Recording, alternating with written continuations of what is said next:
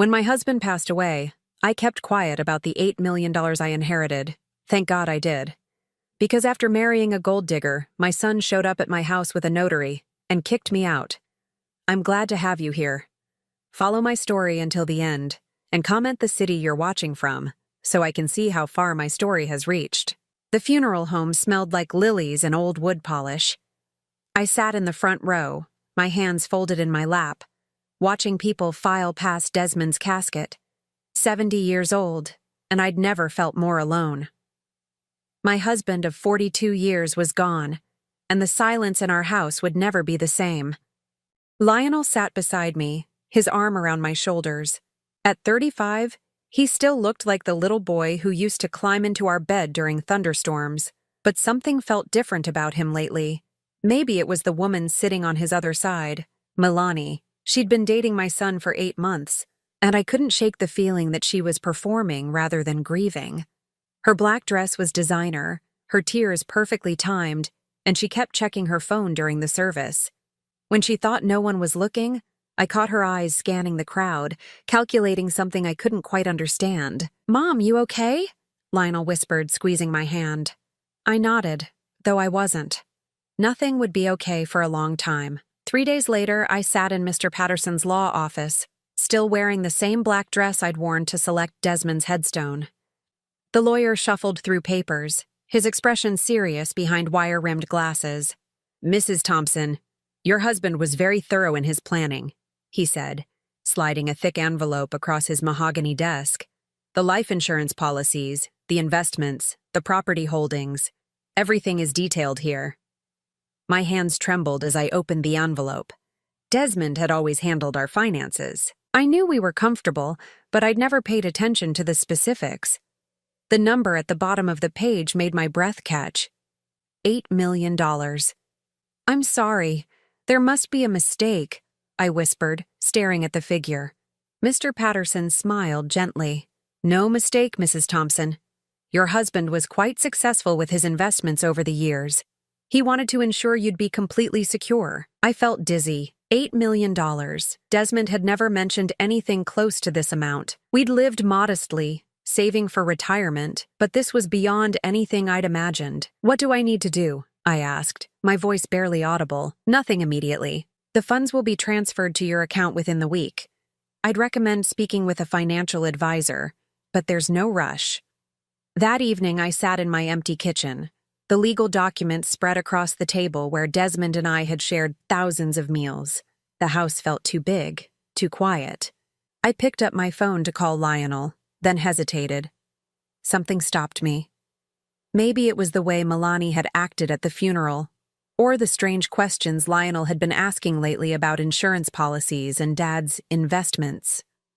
Just last week, he'd casually mentioned how expensive it must be to maintain our house, how maybe I should think about downsizing soon. I set the phone down without making the call. The next morning, Lionel showed up unannounced. He let himself in with his key, something that had never bothered me before, but somehow felt intrusive now. "Hey, Mom," he said, giving me a quick hug. "How are you holding up?" "I'm managing," I said, quickly gathering the legal papers from the kitchen table and sliding them into a drawer.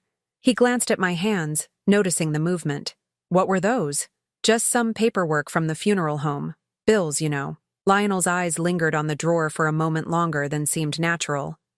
"Mom, I wanted to talk to you about Dad's life insurance. You know, make sure you're taken care of. Did he have any policies through work?" The question felt loaded, though I couldn't say why. "I'm still sorting through everything, honey. It's overwhelming." "Of course it is," he said, but his tone had shifted slightly. "I just want to help. Maybe I could look through Dad's papers with you. Make sure you're not missing anything important." I studied my son's face, searching for the boy who used to ask me to read him bedtime stories.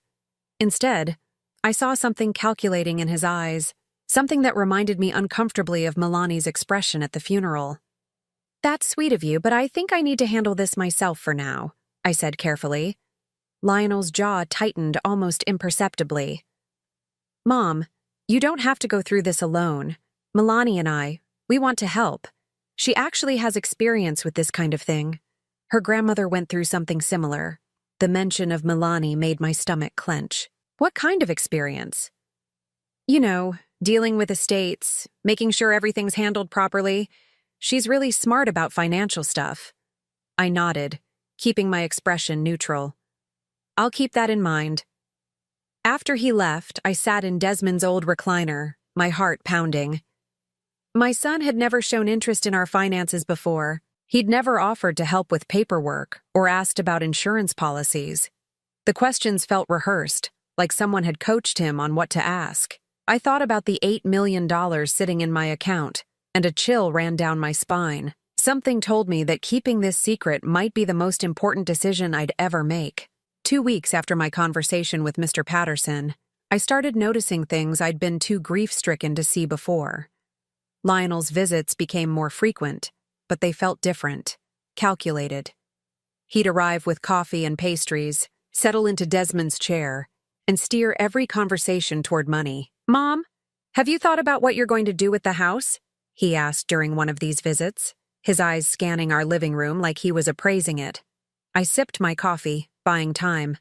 "It's too soon to think about that, honey." I know. But practically speaking, this place is pretty big for one person. The maintenance costs alone must be eating into your budget. Budget. He'd never used that word with me before. "I'm managing fine," I said, watching his face carefully.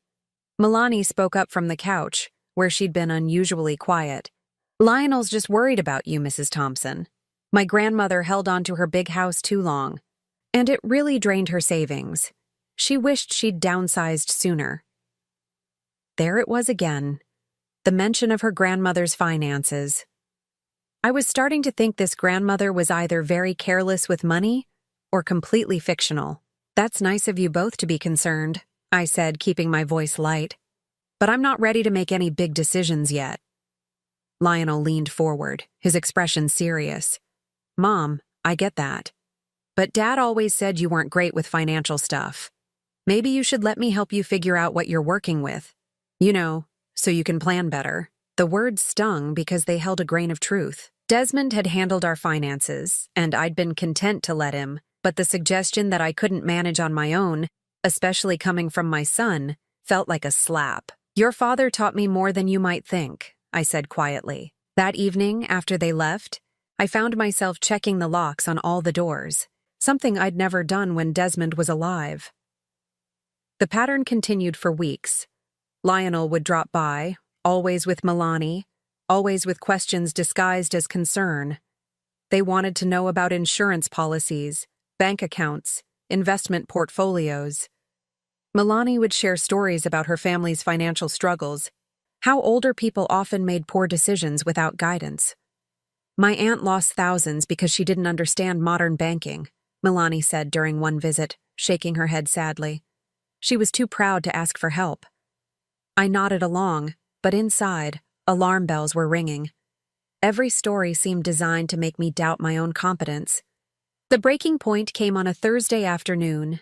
I was in the garden, tending to Desmond's rose bushes, when I heard voices from the kitchen. Lionel and Milani were making themselves coffee, and they clearly thought I couldn't hear them. "She's being ridiculous about this," Milani's voice carried through the open window. "Your dad had to have left her something decent. The man worked for 40 years. "I know, but she won't tell me anything," Lionel replied, frustration clear in his tone. "Every time I bring up money, she shuts down. Well, she can't hide it forever. Old people always slip up eventually." My hands froze on the pruning shears. Old people.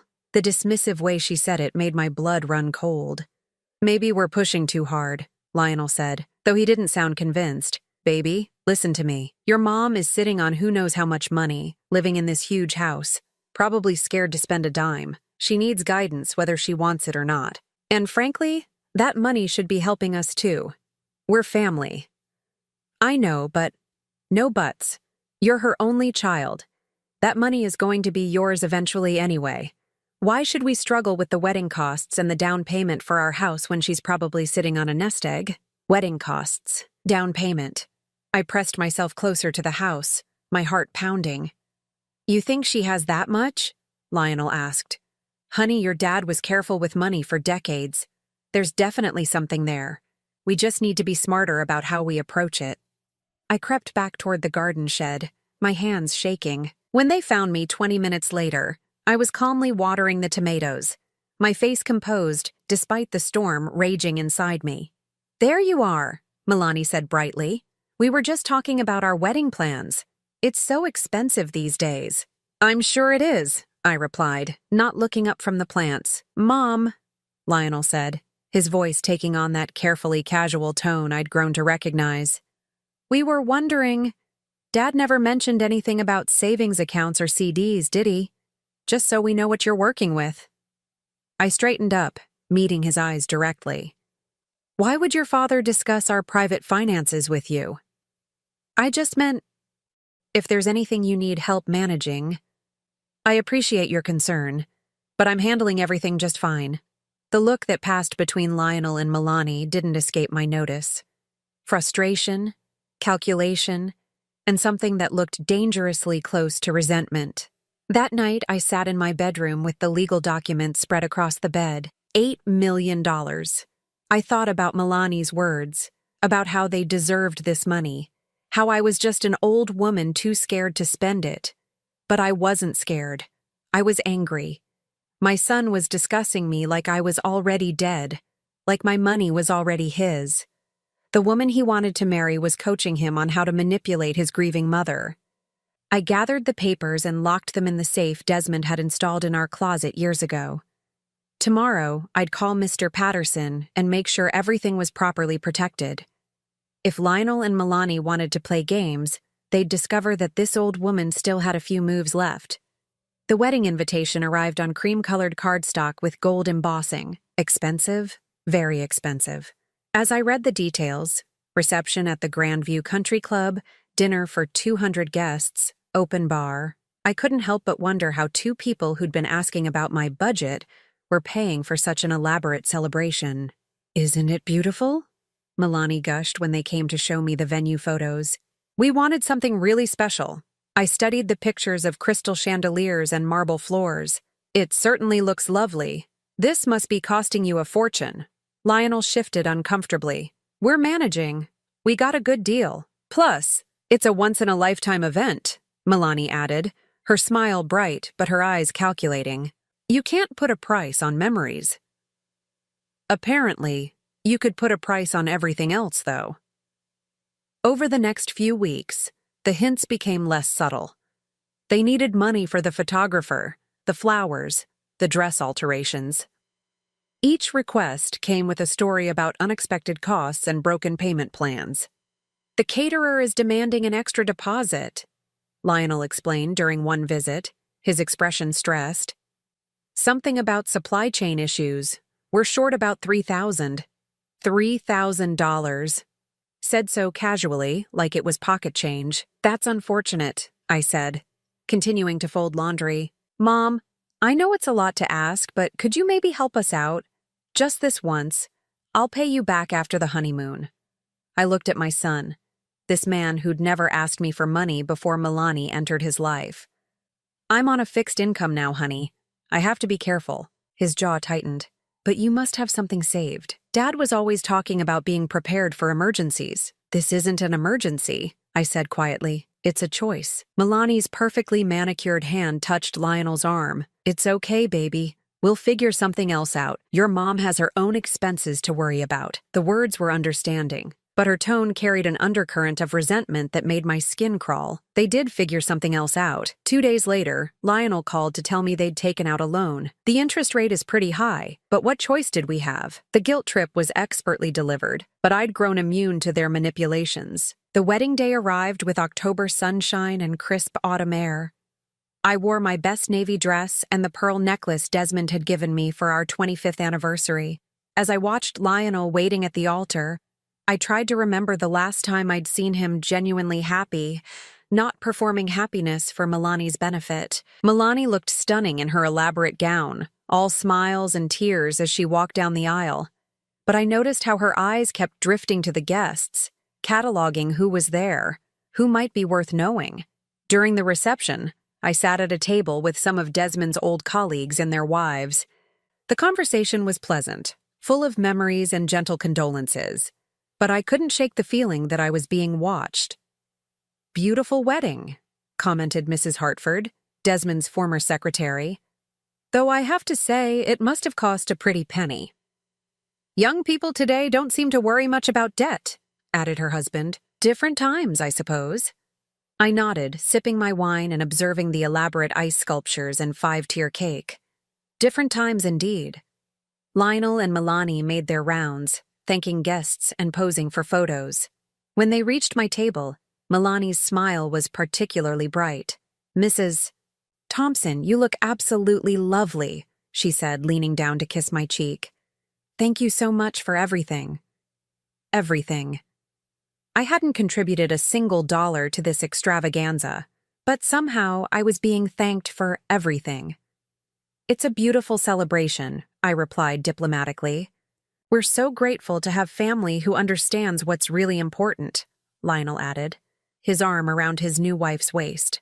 Later, as the evening wound down, I found myself alone at my table while couples danced to romantic ballads. Milani approached, her veil removed and her hair slightly mussed from dancing. Having a good time? She asked, settling into the chair beside me. It's been lovely. You two seem very happy. We are. She paused, studying me with those calculating eyes. You know, Lionel and I have been talking about the future. We're hoping to buy a house soon, start a family. It's exciting but also terrifying, financially speaking. I'm sure you'll work it out. We will, though it would be easier with some family support. She leaned closer, her voice dropping to a confidential whisper. I know you've been careful with your money since Desmond passed, but Lionel is your only child. Shouldn't his happiness be worth some investment? The audacity took my breath away. On her wedding day, paid for with borrowed money, she was asking me to fund their future. My son's happiness has always been my priority, I said carefully. But I believe young couples should build their own foundation. Milani's smile faltered slightly. Of course, though some foundations are easier to build than others. 2 weeks later, the thank you notes arrived. Mine was handwritten in Milani's perfect script. Thank you for your love and support as we begin this new chapter. We're so grateful to have you in our lives. Support. There was that word again. The calls started a month after the honeymoon. Always from Lionel, always with a crisis that required immediate financial assistance. The car needed repairs. Milani had a medical emergency. Their apartment's rent was being raised unexpectedly. Mom, I hate to ask, but we're really in a bind, became his standard opening line. I helped once with the car repairs, $500 that I knew I'd never see again. But it bought me something valuable, the confirmation that my instincts were right. The requests became more frequent, more urgent, always accompanied by stories of bad luck and unexpected expenses. When I started saying no, the tone of the calls changed. I don't understand why you're being so difficult, Lionel said during one particularly tense conversation. Dad would have helped us. Your father would have taught you to stand on your own feet, I replied. That's easy for you to say. You're sitting in a paid-off house with Dad's life insurance money. My blood ran cold. I'd never mentioned any insurance money. What makes you think there was life insurance? A pause. I just assumed, Dad was responsible about that kind of thing, but I heard the slip, the assumption that there was money to be had. Milani's coaching was becoming more obvious. After that call, I knew it was only a matter of time before they escalated their efforts. I just didn't know how far they'd be willing to go. 6 months after the wedding, they stopped asking and started demanding. It was a Tuesday morning when they arrived unannounced. I was in my garden, deadheading the roses Desmond had planted years ago, when I heard car doors slamming in my driveway. Through the fence, I could see Lionel's sedan and an unfamiliar silver BMW. Mom? Lionel called out as he let himself in through the back gate. We need to talk. Behind him walked Milani, dressed in a crisp business suit, and a middle-aged man carrying a leather briefcase. My stomach dropped even before Lionel made the introductions. This is Mr. Brennan, Lionel said, his voice unusually formal. He's a notary public. We've brought him here to help us with some important paperwork. I set down my gardening shears, wiping my hands on my apron. What kind of paperwork?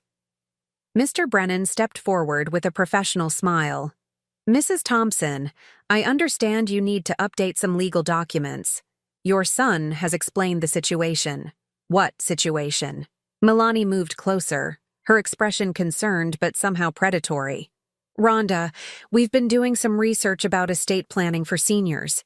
Did you know that if something happens to you without proper documentation, the government could tie up your assets for years? The use of my first name instead of Mrs. Thompson felt deliberately intimate, like we were old friends discussing mutual concerns. I have a will, I said carefully. Oh, that's wonderful, Mr. Brennan said, opening his briefcase. But wills can be problematic. They have to go through probate, which can take months or even years. What we're recommending is a living trust with your son as the trustee. Lionel nodded eagerly. It's just a precaution, Mom. This way, if you ever get sick or, need help managing things, everything will already be set up. I looked at the papers Mr. Brennan was arranging on my patio table. Legal documents with official seals and dense paragraphs of text. I don't understand why this is so urgent. Well, Milani said, settling into one of my chairs as if she belonged there. We've been reading about elder financial abuse. It's terrible how strangers can take advantage of older people who don't have family protection in place. The irony was breathtaking. Here they were, warning me about financial abuse while orchestrating exactly that. These documents would give Lionel power of attorney, Mr. Brennan explained. He could manage your finances, make decisions about your care, handle all the complicated legal matters. It would take such a burden off your shoulders. Burden. As if managing my own life was too much for my elderly brain to handle. I appreciate your concern, I said slowly. But I'm not ready to sign anything today. Lionel's face darkened. Mom, we're trying to help you. Do you realize how complicated your financial situation could become if you don't plan properly? What financial situation? I asked, testing them. Whatever Dad left you, he said impatiently. The house, savings, insurance policies. You can't just ignore these things. Milani leaned forward, her voice soft and persuasive. Rhonda, I know this seems overwhelming. When my grandmother went through this, she was scared too. But having family handle these details gave her such peace of mind. The grandmother again. I was beginning to think Milani's entire family existed purely to provide cautionary tales. Mr. Brennan checked his watch. I do have other appointments this afternoon. If we could just review these documents quickly, I need time to think about this, I said firmly. Think about what? Lionel's patience was clearly running thin. Mom, this is basic estate planning. Every financial advisor would tell you the same thing. Then I'll speak to a financial advisor, my own financial advisor. Milani and Lionel exchanged a look that confirmed everything I'd suspected. This wasn't about protecting me. It was about gaining control of assets they assumed I had. Mrs. Thompson, Mr. Brennan said, his tone becoming more insistent. I understand your hesitation, but these documents are really quite standard. Your son has already covered the fees for my services today. Fees? Of course. They'd paid this man to come here and pressure me into signing away my independence. How much do you think I'm worth? I asked suddenly. The question hung in the air like a challenge. Lionel blinked, caught off guard. What? You're all so concerned about my financial situation. I'm curious what you think needs protecting. Mom, that's not... We just want to make sure you're covered. Covered for what? What exactly do you think your father left me? Milani jumped in, her voice smooth as silk. We're not trying to pry into your private affairs, Rhonda. We just know that Desmond was a careful man who provided well for his family. And you assume that provides well means a lot of money? We don't assume anything, Lionel said.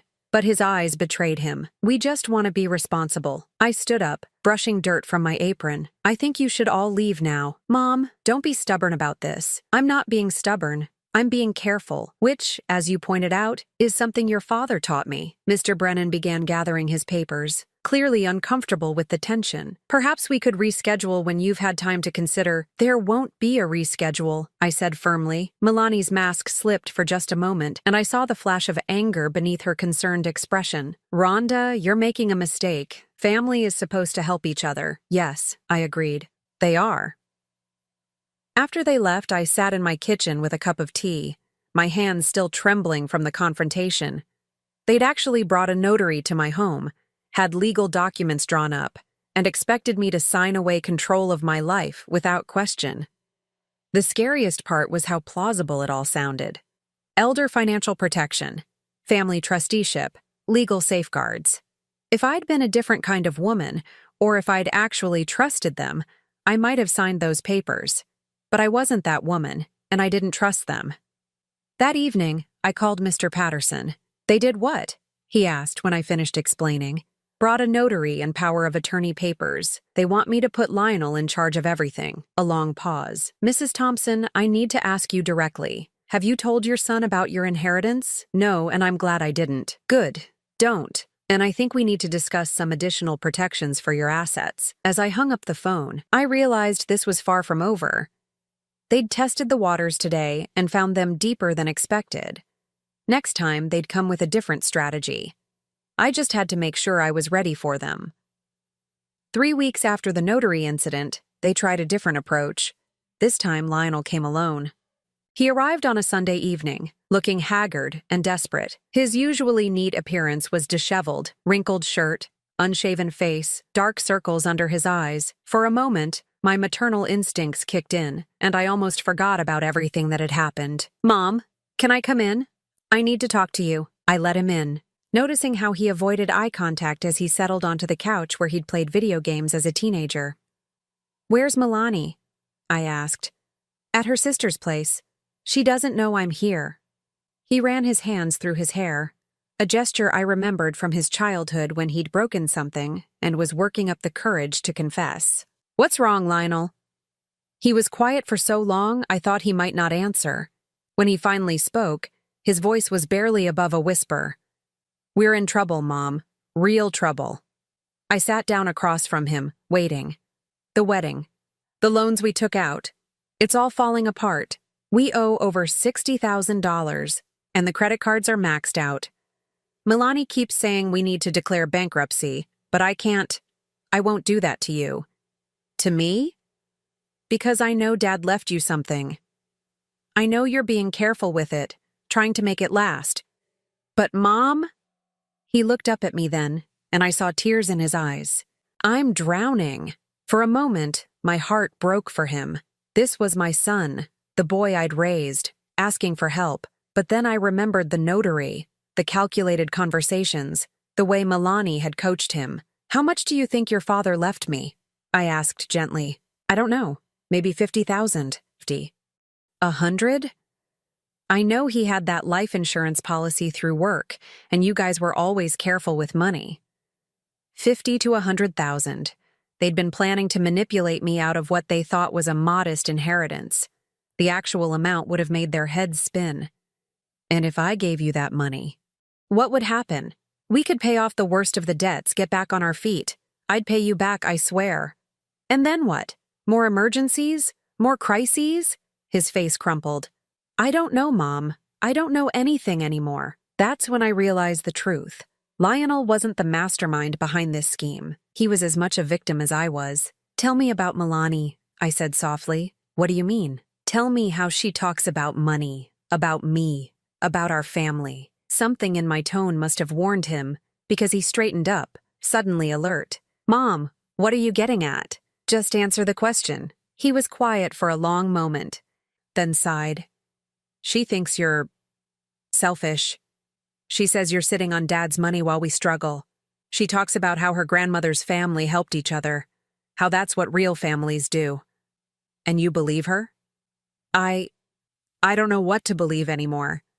Everything's such a mess." I stood up and walked to the window, looking out at the garden Desmond and I had planted together. "Lionel, I need to tell you something, and I need you to listen carefully." He nodded, wiping his eyes. "Your father left me $8 million. The silence that followed was deafening. I turned around to see Lionel staring at me, his mouth open. "What?" $8 million. Life insurance, investments, property holdings. Your father was much more successful than either of us realized. $8 million? He couldn't seem to process the number. And I've never told you because I've been watching what this imaginary inheritance was doing to you. How it was changing you. Lionel's face went through a series of expressions. Shock, confusion, and then something that looked like horror as the implications sank in.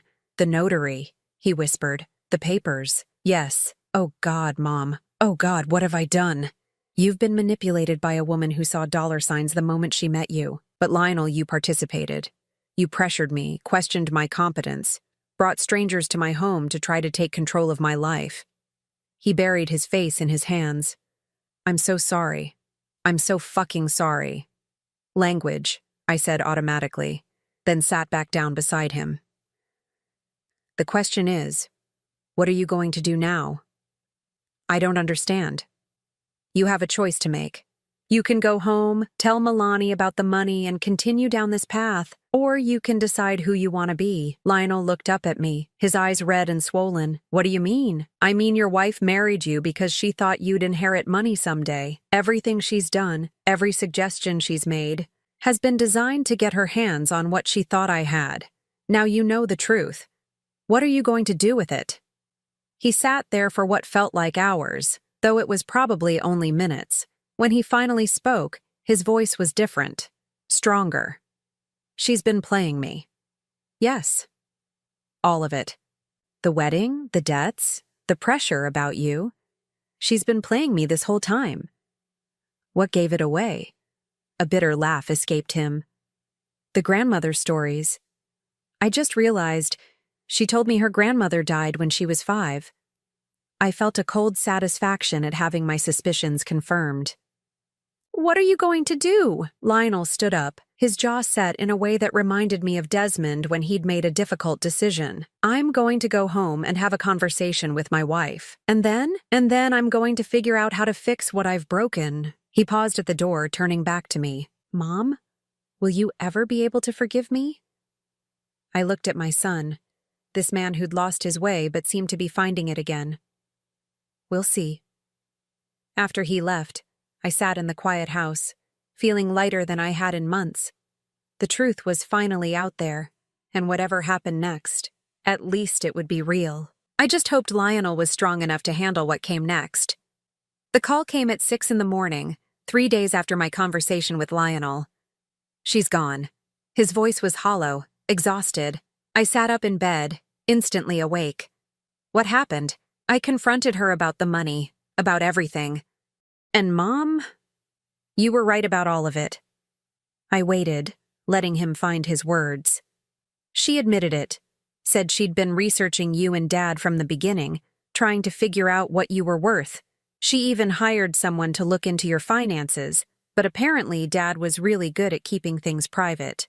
My blood ran cold at the thought of strangers investigating my life, but I stayed quiet. When I told her how much money you actually have, her whole face changed. She started making plans immediately. How we could contest Dad's will, claim you were mentally incompetent, force you into a care facility so we could manage your assets. Dear God, I told her I wouldn't be part of it.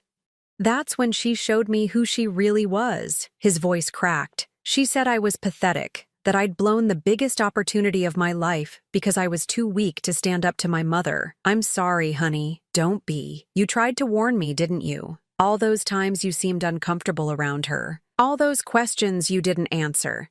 You were protecting yourself. And protecting him too, though I didn't say so. She's filed for divorce, he continued. Took half our wedding gifts and cleaned out our joint account. Left me with all the debt. I closed my eyes, feeling a mixture of relief and sadness. Relief that the threat was gone. Sadness that my son was hurting. What will you do now? I don't know. Declare bankruptcy, I guess. Start over. Try to figure out who I am when I'm not being someone else's puppet. We talked for another hour. He apologized again, and this time I heard something different in his voice. Not just remorse, but understanding. He was finally seeing clearly. After we hung up, I made myself breakfast and sat in my garden with my coffee, watching the sunrise paint the sky pink and gold. For the first time in months, I felt truly peaceful. Over the next few weeks, Lionel and I began the slow process of rebuilding our relationship. He declared bankruptcy, moved into a small apartment, and got a job at a local hardware store. He visited me every Sunday, and gradually, I began to see glimpses of the son I'd raised. "I keep thinking about all the things she said about you," he told me during one of these visits. "How selfish you were. How you didn't understand what family meant. But you were the one acting like family. You were protecting me even when I was treating you terribly. You weren't yourself," I said simply. "That's no excuse. I chose to listen to her instead of trusting my own mother." It was true, but I could see he was punishing himself enough without my help. 3 months after Milani left, I made a decision that surprised even me. "I'm selling the house," I told Lionel during one of our Sunday visits. He looked up from the photo album we'd been going through. Pictures of him growing up in this house. "Are you sure?" "I'm sure. It's too big for one person. And I'm ready for an adventure." "What kind of adventure?" I smiled, feeling excited for the first time in years. "I'm going to travel. See all the places your father and I talked about visiting but never made time for." "Mom, that's amazing. I've already talked to a travel agent. I'm starting with a Mediterranean cruise next month, then maybe New Zealand in the spring." Lionel grinned, and for a moment he looked like the little boy who used to beg me to take him on adventures. Dad would have loved that. Yes, he would have. The house sold quickly to a young family with 3 children. I watched them walk through the rooms where I'd raised Lionel, where Desmond and I had built our life together, and I felt nothing but happiness for them. I kept a few meaningful pieces: Desmond's favorite chair, our wedding china, photo albums, and donated the rest. 42 years of accumulated possessions reduced to what would fit in a small storage unit. It felt liberating. Lionel helped me move into a beautiful senior living community downtown. Not because I needed care, but because I wanted the freedom to travel without worrying about maintaining a house.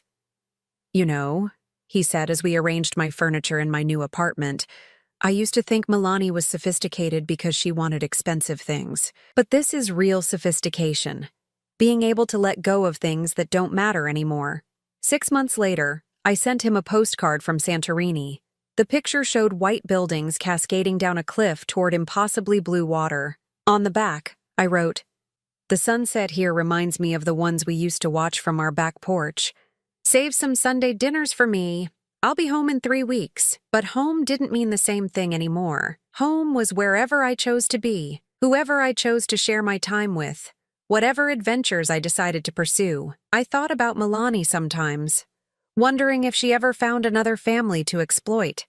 I hoped not, but mostly I just felt grateful that she'd shown me how strong I really was.